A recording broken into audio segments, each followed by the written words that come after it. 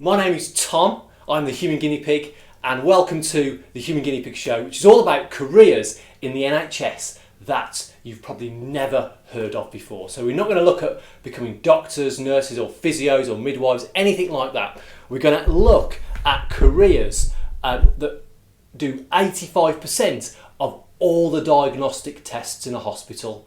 So that's everything from physiology to lab science to medical engineering, medical physics and even bioinformatics. So that's IT. So there's something in here for everyone. And the most amazing part about everything we're going to look at today is that if you get levels 9 to 4 at GCSE, there is a start point for you for all of the careers that we're going to see today. And the first place we're going to start today is somewhere called Vascular Science. Okay, we're going to start with Vascular Science. And the piece of kit we're going to use is this one, and it's called a pulse Doppler. Okay, a vascular scientist is someone that looks at your blood vessels. Okay, and we're going to use this piece of kit first of all. And what we have to do is put some gel on the end of this piece of kit.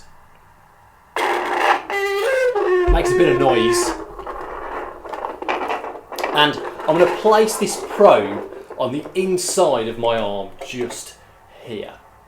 Okay, and you should hear some kind of heartbeat-like sound when I put this on and find my pulse. Okay, I'm going to put it by the microphone, so you should be able to hear it quite well. I'll put it next to it once I've got my pulse.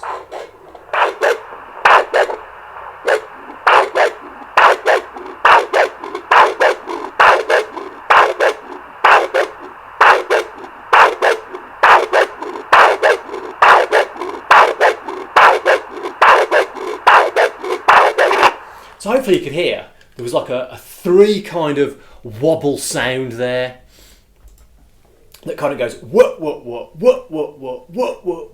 Okay, so this is quite a funny sound. I'm just enabling the chat there for you all. There's like this funny kind of what, 1, 2, 3, 1, 2, 3 sound, and that is a Tri-Phasic Pulse. Tri, means 3. There were 3 sounds. That's good, that's healthy. If you have a diphasic pulse, it would go what, di meaning 2. And then you can have a monophasic pulse, which is just 1 sound, which would go whoop, whoop, whoop. And that tends to happen if your arteries are hardened or aged in any way. And that tends to happen in the elderly, or people who have a poor diet, or maybe even high blood pressure. Now, my granddad was 100 last year, and unfortunately he passed away. He was 103 when he passed away. But I tested his pulse, and his pulse was monophasic because his arteries were 100 years old, essentially. So they had 100 years of blood flow through them, so they were properly hardened. So you had this funny kind of monophasic what type sound. And that is a test that a vascular scientist would do to check the health of your arteries. And the next career we're going to look at is somewhat called cardiac physiology. So this links in really nicely with vascular science. Okay, you've got the heart for cardiac physiology, and then you've got the vascular scientist looking at the blood vessels that take the blood from your heart to the rest of the body. Okay, so we've got vascular scientist and a cardiac physiologist. And these 2 people are not doctors, and they work with patients every single day. Okay, they have lots of patient contact, lots of diagnostic tests that they would start to perform. Now we can also use something called an ECG, an electrocardiogram, to look at the electrical signals that actually make the heart beat. And this is that wavy line that you typically see on TV shows that goes beep, beep, beep. And if it goes beep, you're dead. Okay, but we've got an ECG with us today, and I'm going to record my own ECG and show you what it looks like. Now, in a hospital, if you've had one done before, there are probably 2 main ways of having an ECG. The first one is to have 3 or 4 of these stickers just put either on your collarbone or your wrists and your ankles. Okay, in different combinations. But there's a more in-depth one called a 12-lead ECG, where they put 10 of these stickers on your ribs and your arms and your legs. Okay, there's got 12, and there's 10 different wires that are attached to you. And what this produces is 12 different wavy lines. Okay, and each wavy line comes from a specific part of your heart. And each part of your heart has its own distinct pattern. Okay, has its own distinct electrical pattern on this wave. So a cardiac physiologist can look at all 12 lines and look to see which one is out of normal sync, which one doesn't look like a normal pattern. And from that they can say it is this specific part of the heart that is damaged or has got the problem. So it's a really, really cool way of looking at how the heart works. We're going to do a simpler version just by putting them on my wrists and my elbow. And we're going to look at the left side of my heart, the left ventricle. Okay, this is the largest chamber. Okay, it has the thickest wall. The reason it's got the thickest wall is because it's pumping blood to my body. So the blood being pumped from the left side of my heart has got to be pumped all the way around, you know, from my heart all the way down to the ends of my fingertips, all the way down to my toes, all the way through the organs in my body. Okay, the right side is smaller because it's just got to pump blood from the heart to the lungs. So that distance isn't as great, so it doesn't need as much force. That's why the right side wall of the right ventricle isn't as big as the left side. Okay, so I've got my stickers. You can see those. I've got one there. It's really awkward to show you on camera where they are. Okay, I've got two on my wrist here. That's better. Bit of a funny angle there for you. I've got them all set up like this, and I'm going to hook up my electrodes, or just little crocodile clips like this, to my stickers. Just won't take me a moment to put them on. Okay, so what we don't want to see, remember, is a flat line. Okay, and this is why we might want to use a defib, because a defib actually resets the electrical signals. Normally what happens with a heart attack is that these signals have got mixed up and they're just going round and round and round and round in circles, and there's no coordination. So a defib can actually shock the heart to disperse that original kind of electrical signal that's kind of been messed up, and then the heart's natural electrical signal can kick in and restart the heart again. A defib won't work if someone's been stabbed or has lost a lot of blood. Okay, that won't restart the heart. If you've got no blood, you've got no blood. Okay, so a defib is only used when you've got electrical issues with the heart. Okay, I'm going to switch you across to our ECG screen, and I'm just going to sit down nicely, try and be nice and relaxed, and hopefully we get a really nice ECG. Here we go.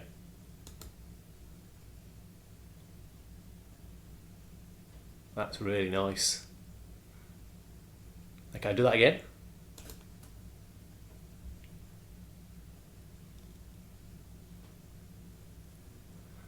Lovely. So these are really nice. I'm going to zoom in on one heartbeat. In fact, let me just tell you what's on here. So we have got 1, 2, 3, 4, 5 heartbeats on here. You look at my graph at the bottom, we've got 5 seconds. So I've essentially got 1 a second, which is 60 beats per minute, which is lovely. Okay, and if we just zoom in on here like this, at this one heartbeat, we can look at what each one of these little waves means. So this little bump here at the start, that is called my P wave. Okay, that's my P wave. And that was when my pacemaker fired and essentially started the whole process of the heartbeat. So that is from the SA node. And that signal gets dispersed through the heart and it kicks off this, which is called the Q. This little point here is called the letter Q, up to an R and then down to S. So if you haven't noticed, this is kind of in the order of letters of the alphabet starting at the letter P. So we're going P, Q, R, S. And then this long wave at the end here, that is my T wave. And that is when my heart is repolarizing and it's resetting itself, getting ready for the next electrical signal from the pacemaker again. So it goes P, Q, R, S, T, P, Q, R, S, T. And that is the kind of pattern you'd expect with every heartbeat. Okay. Now, if this one here doesn't work properly, or there's 2, or there's none, that is when you start to have people having to have medical pacemakers fitted, which are little devices that are implanted into the body that look a little bit like this. So you can see here's a pacemaker just here, and you can see the wires coming out of the device up into the heart, and that's helping control the electrical signals that make the heart beat. Okay, now this little device just here is actually fitted just under the skin like that. So you can actually see the device under the skin. Now these are quite old now, some of these types of devices, and the technology is moving on kind of at great speed, and medical engineers are the ones that would be involved in designing these pacemakers. And these pacemakers now are roughly about the size of like a biro pen lid, and they can be kind of inserted through the groin without any invasive surgery, and they can be implanted next to the heart. So you've got this little tiny device next to the heart that's helping control the electrical signals. The most amazing part about it is that they can be controlled via Bluetooth. So you could have a Bluetooth controlled heart, which is pretty cool, I think. Having a little device in your heart that's controlled via Bluetooth, that's pretty awesome.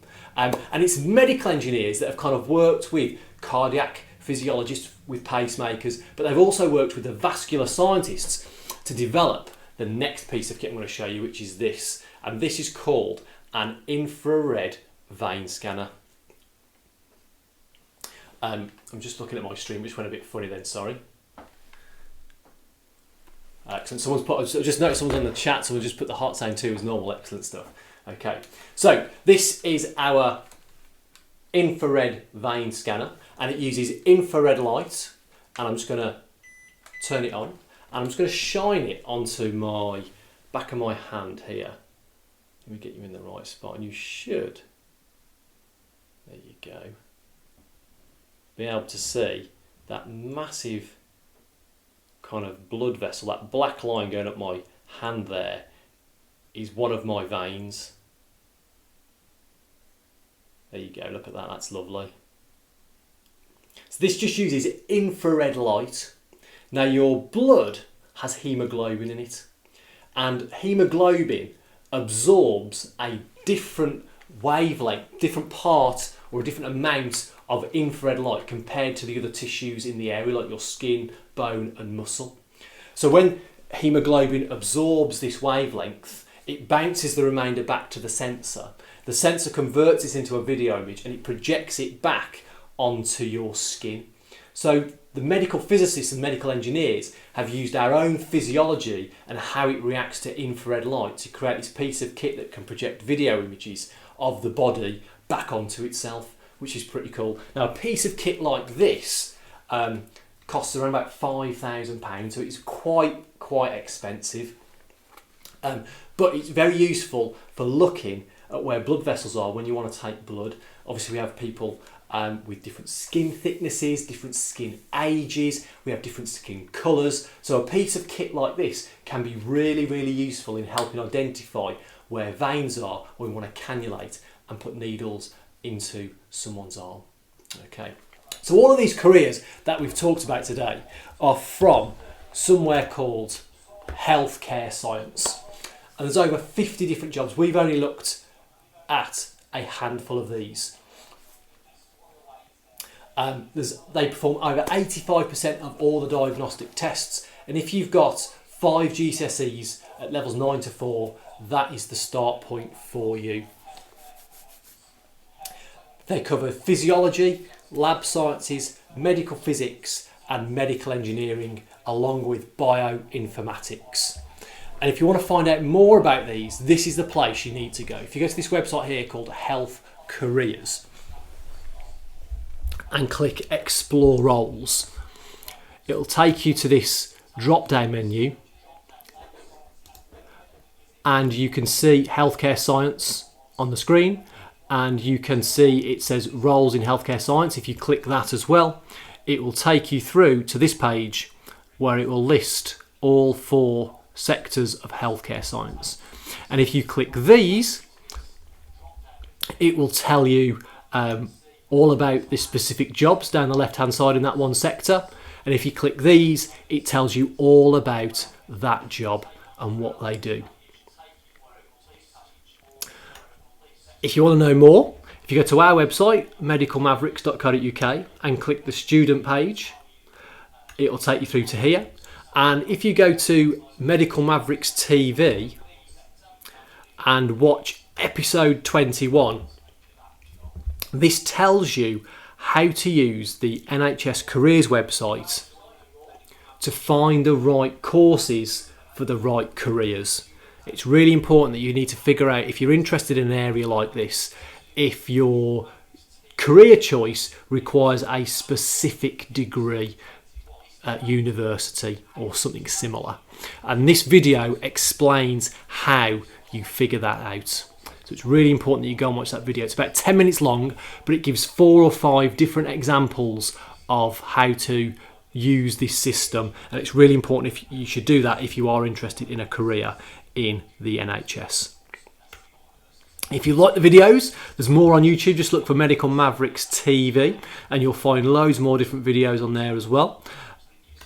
And if you want to give us a shout out or follow us on social media, we've got Twitter, Instagram and Facebook there as well.